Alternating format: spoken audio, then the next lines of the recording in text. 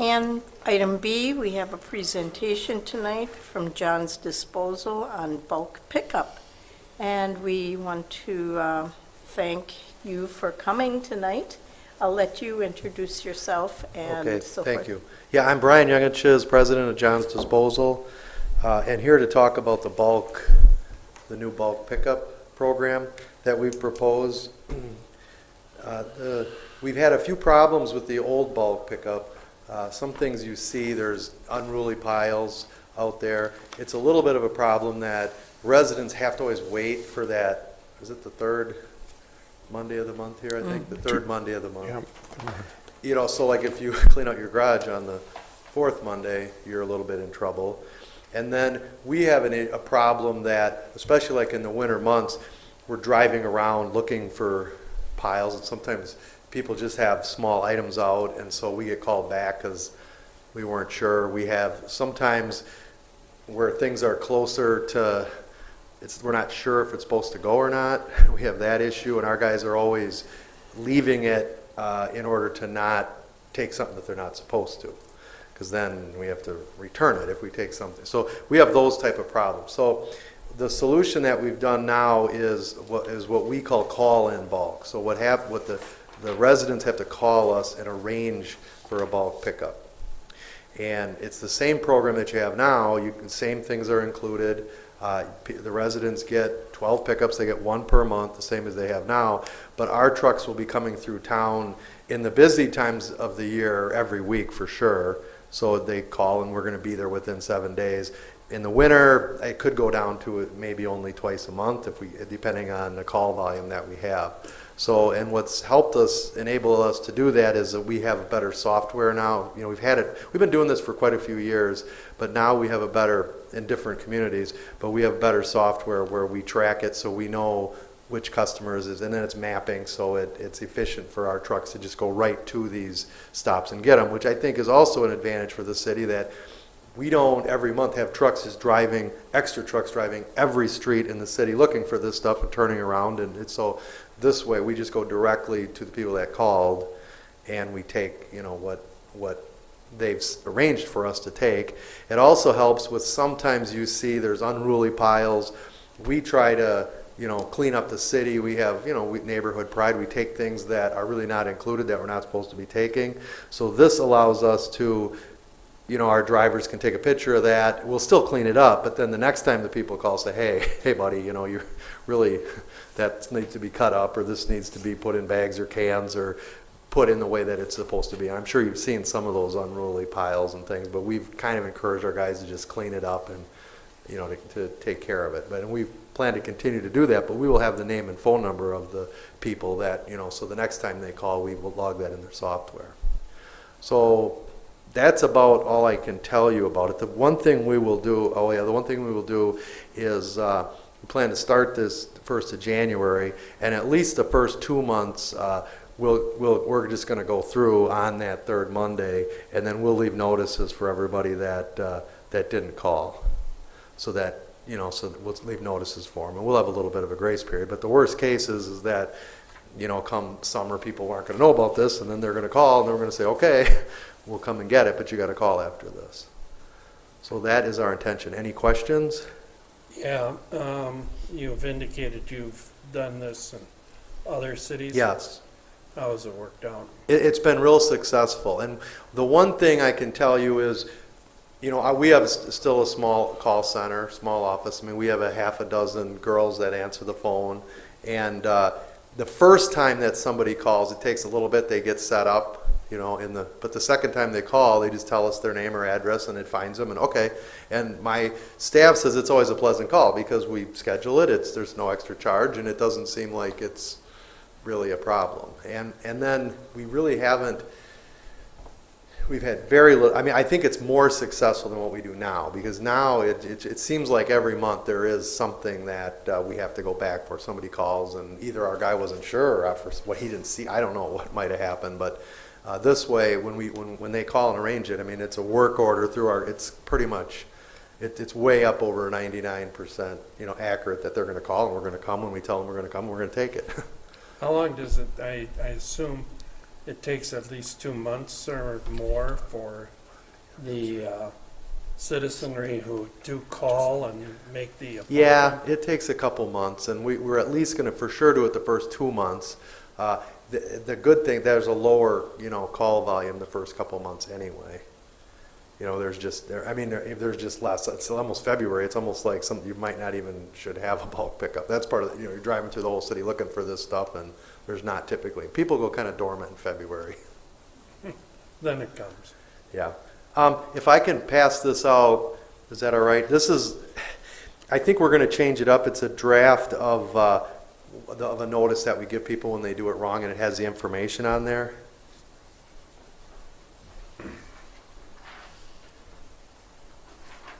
And I wrote draft on it, and I don't know if this is exactly, we were kind of changing it a little bit. But the intention was we would leave this for somebody that, just didn't call. And then it says, the courtesy pickup, but it also on below explains what's all included.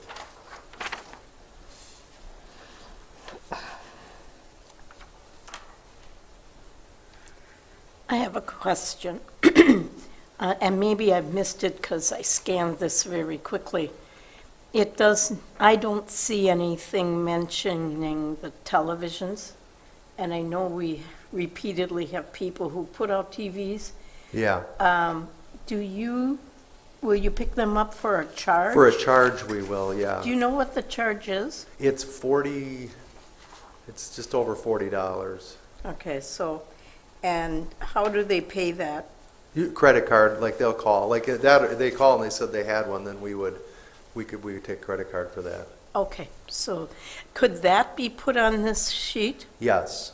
Because I know a lot of people just, Information on electronics, yes. thank you, I'd appreciate that. Is that the only one that is special like that?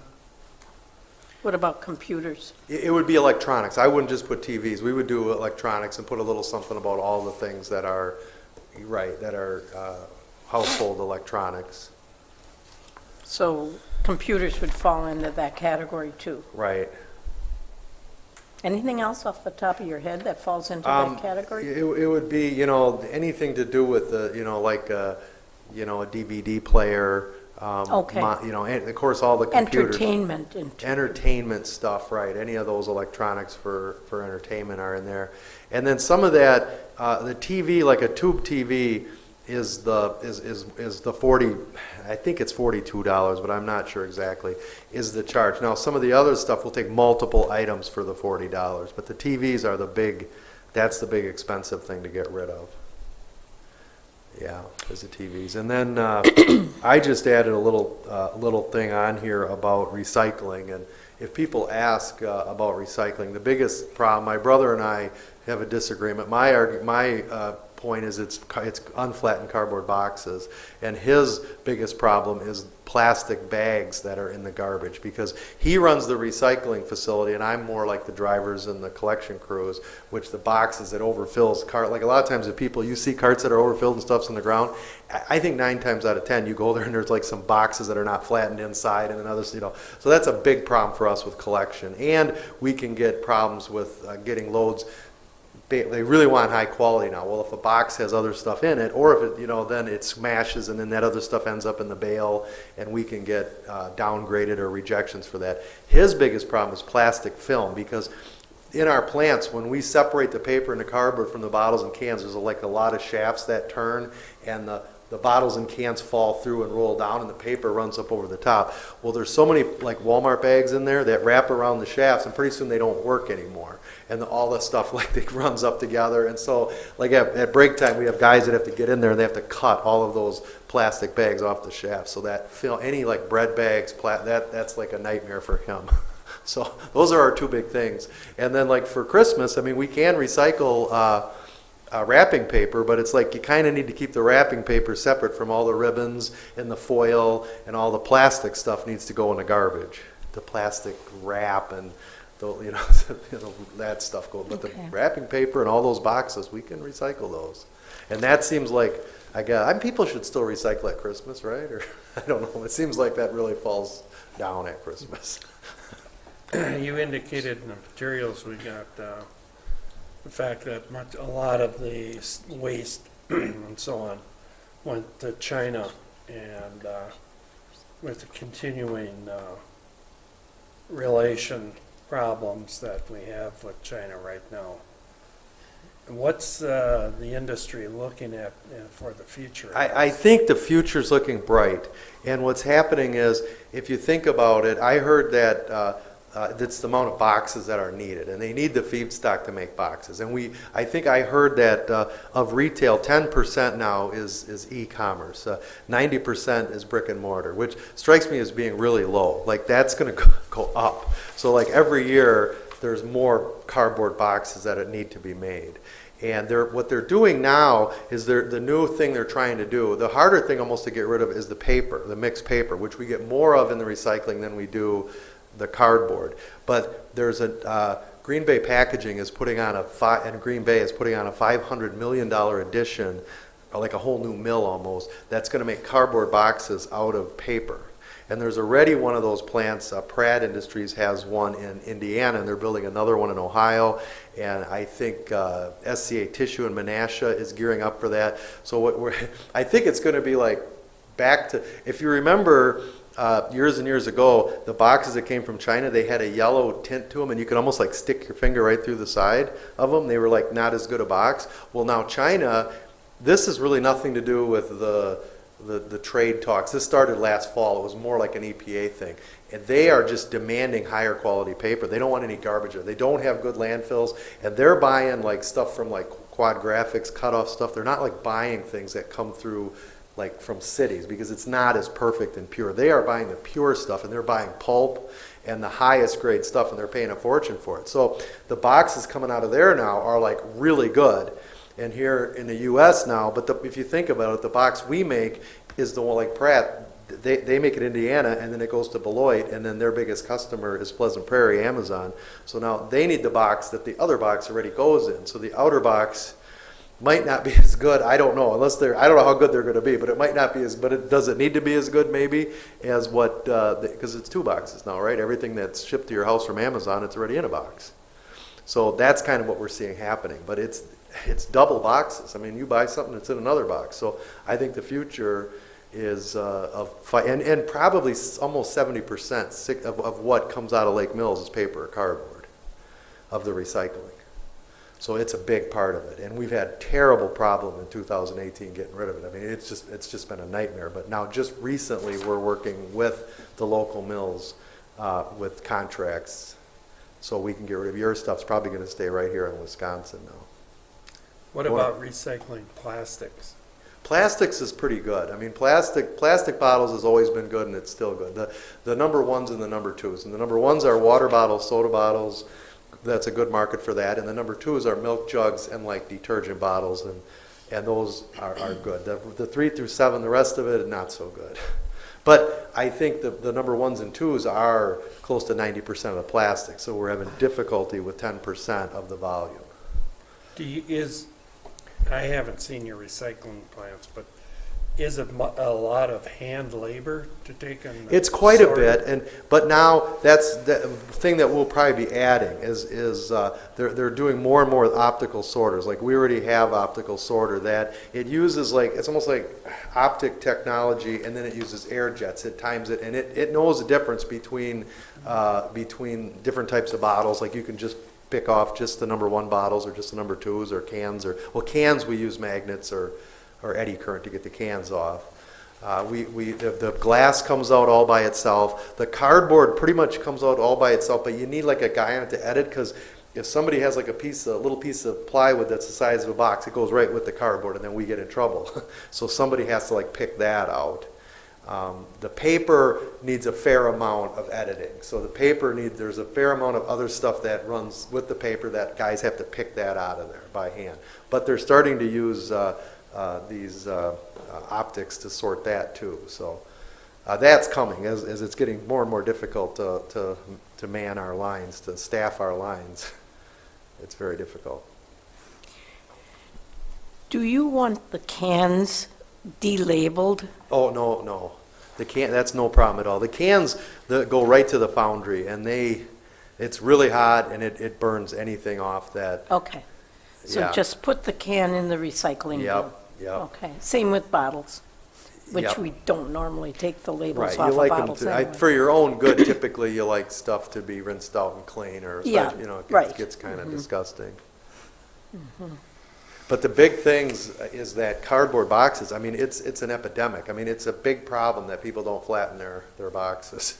It's just it's a really big problem for us, and I think it's almost like a life lesson. It's like when you just throw all the boxes in the garage, and then the dad has to go out there and flatten them all. It's like, if everybody would just, when you got a box, cut it down and flatten and stack it, it just makes life easier for everybody, But when there's isn't that in everything you do? If you just flatten it right away, you save a whole pile of boxes for later. It's ugly, and then it doesn't happen, and and often, like I said, when we see a problem, and when I see a problem with somebody's house where there's not fitting and overfilled carts, it is usually because they're just trying to stuff a box in there without actually taking the time to flatten it, cut it, and put it in the recycling. And usually there's one of those boxes in the garbage or two and the recycling. It's a big problem. Right. On the bulk pickup, the changes, it says on here that 2 to 4 times a month, depending on call volume, you're going to do the pickup. If somebody calls in and they put their stuff out, how long is it going to be out on the curb before you're picking it up? Well, if we do it 4 times a month, that's every week. So Okay. And we set the day before the week starts. So a week before, we know what day it's going to be, so that when the residents call, we say, all right, this is the day we're going to do it. So they're going to call us, and then it's going to be, most of the year, it's going to be within 7 days. But in the winter, I mean, it might go 10 or 14 days. So we're hoping eventually that people call us before they put it out there and say, hey, well, when can we schedule this? I don't think you want, and you have an ordinance, I believe, where people can't just so it should kind of help to clean up the city a little bit. Yeah, we'll have to make changes to the ordinance because my recollection is for bulk pickup, you could start putting it out on Saturday before There's the a Monday. day listed, yeah, Yeah. because we need to be able to, that's an advantage that we have too, is they're on the phone with us, and if it's like a holiday, or there's something going on, or even certain times of the year, we're just really low on staff, and then we need the ability to pick a different day to do that. That helps us to staff the whole thing, so it won't necessarily just all be on Monday. That's So- important that we just have that discussion too. So at some point, maybe you and Dan can put your heads together as to what would make sense for that ordinance change. Yeah, I can, if you can send that to me, I left you my card there. Yeah, that'll be a challenge, is to try to have a one-size-fits-all when we're going to have people at different times of the month putting it out there, but I'm sure that it can Well, be and wordsmithed. we can, at first, we can, if you guys want to know, I can set you up with whoever in our office is going to know that you can have a contact, all right, if it starts, and we'll work with you if it's a problem, and if you see it like, oh boy, and there's all kinds of these, you can call us and say, hey, we need to go through and clean them up, and we'll do that, especially at first, we'll come through, at any time, if there's a problem. But we really like those people to call, because then we get them in our system. If we just clean them up, we leave them the note, well, do they read the note, what we do is we put those in a plastic hanger and we put it on their garbage cart on the handle, is how we leave it's like a door hanger thing. A lot of people put things out when they move, which is often at the end of the month. So do you often schedule a pickup at the end of the month? Well, like in the summer, every week we'll be coming through. We're going to send a truck here so instead of now you send multiple trucks, and we got a lot of hours all in one day, we're spreading that out through the whole month. So you send one guy, comes down here for, 3 or 4 hours, depending on the time of the year, how many calls we get. And I think that's a big advantage, because otherwise, what were they supposed to do before? If it's the third Monday, and all the move-outs are the end of the month, I mean, what were they supposed to do? Right. Now they call us and they say, hey, and then we can do it somewhere right around there, when they call, within the 7 day. I think that's a big advantage. I think so too. And it seems like nowadays, in the past, I don't know, but now it seems like a lot of people have a phone really close. It's like it's not that hard to call. Yes, it's And like I said, changed. it's an easy call. And with our office, pretty much whoever answers the phone, you don't go through all of push the button to go here or there or whatever. Whoever answers the phone will take care of it for them. So, it should, and it's a pretty quick, easy call, especially the second time they've called once they're set up.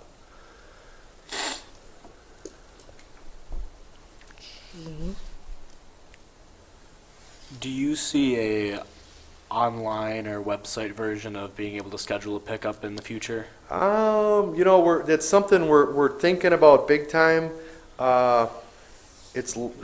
We really like to talk to people. I mean, and it's a quick, easy call. So the reason, especially when there's problems, or what do you have out, because it's probably, what would scare me is it's a little bit like what you can say on Twitter. You just say, okay, we'll see if they take it.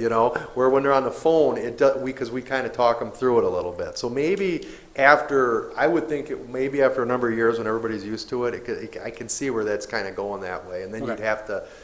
there would be a big thing they could read about what we take, what we don't take, and how we get a hold of them if there's a problem. I think it's going to happen, but I think it might not be real soon.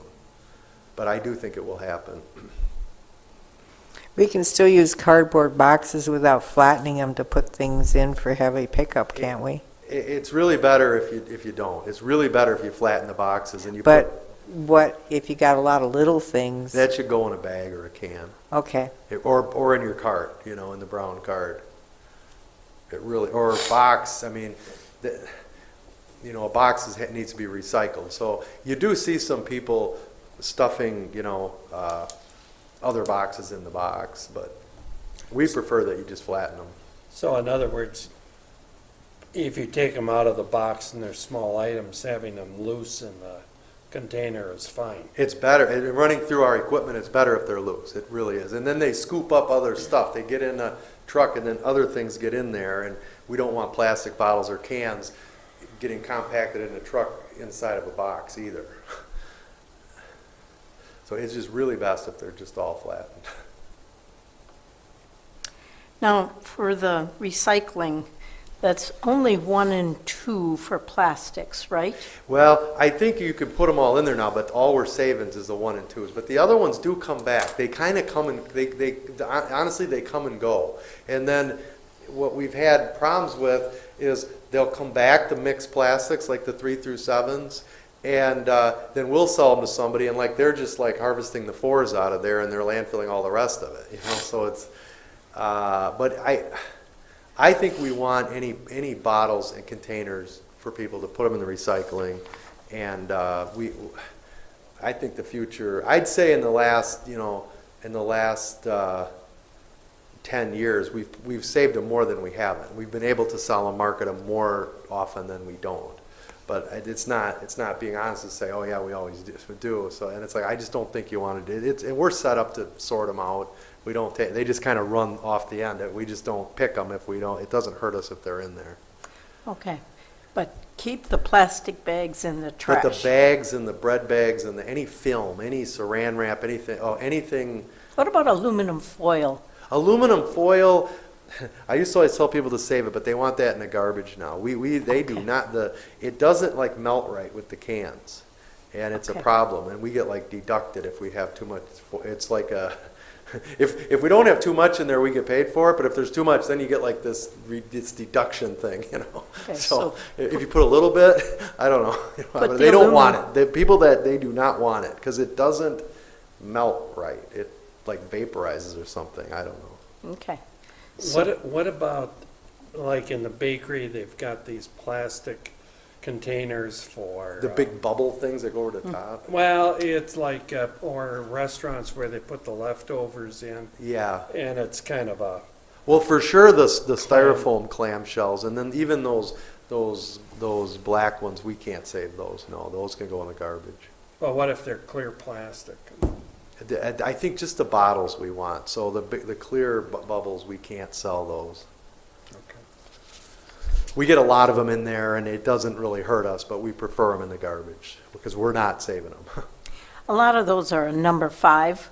Yeah, and we're not able to sell So that. throw those in the garbage. You know, and the one thing I would tell you, like, yes, put them in the garbage. If like you were at the factory where they made new ones and you had a whole semi-load of them and you could grind them up, I know you could sell them. But the problem that we have is it's mixed with everything else, and there's just really not a good Right. mechanism for us to sort them and to save them. So almost, but again, almost everything that's in the garbage truck is recyclable. If you did composting, there's very little. So these programs, this single stream residential program is what's practical and efficient for us to do. And I think it's pretty effective. I mean, it's literally half what goes in the landfill compared to what, would have been there, like say back in the 70s when you just threw everything in there. We're saving at least half what we used to put in the landfill. So these notices are going on every customer's. These will be the ones that put it out that didn't call in and put it out. So how do you plan on informing customers that do not put out the heavy or the bulk pickup that? Well, do is Monday? there some way we can do that through the city, or is there I would a- think that this would probably need to go in every single garbage can so everybody's aware of it. So say if somebody doesn't put it out the first or the third Monday of the month, then they wait to the next third and they don't call in. Yeah, we do not have a good mechanism to attach these to every can. Okay. I mean, we maybe we can get involved with some type of, I don't know. A lot of times your property tax bills are already out, or it's too late for that, I'm sure. I thought we talked about this. Yeah, we're looking at the utility bill, Oh, in a utility bill. January or Okay. February. Okay, So by March, they should be notified. they should get And right. it'll be on our website, and I think we'll link it to, Okay, And our John's. newspaper person will make it something in the paper for us. yeah, okay. Okay. And we have that grace period where we'll be going through and leaving them. But again, in January, February, there's not a lot out anyway. Well, January. Yeah. The Christmas After stuff. Christmas, post-Christmas. Yeah. Okay. Well, thank you very much All for right. coming. We really, I know I found it helpful for you to come. And I know it's an extra night for you, isn't it? Oh, no, I'm happy to come. So, and has the service been going well? Have you had complaints you're dealing with, or is everything pretty quiet, or nothing's making it to the city council members at least? You're not high up on the list of complaints. And they do have your number if they got a problem? They know how to get a hold of you? Oh, Okay. yes. Yes. All right, thank you very much. Thank you. This is a big, we're one of the few small companies left in this industry, so Lake Mills is a big account for us. So we do appreciate this, and it's a big deal. And I think this is something that it's a little bit of a change. It takes a little getting through, but I do think it's beneficial for both of us. I think it's better for your residents, and it's better for us, and it's better for the city that our trucks aren't just tearing around every month looking for this stuff, So I think overall it's a benefit for all of us. So thank you. I think it's especially a benefit for people who don't live on a big street, Yeah. because a lot of times, a small street might get missed, not intentionally. And not having to wait, like you said, these people that they move out and then it didn't work good, so they can call and schedule. Thank you.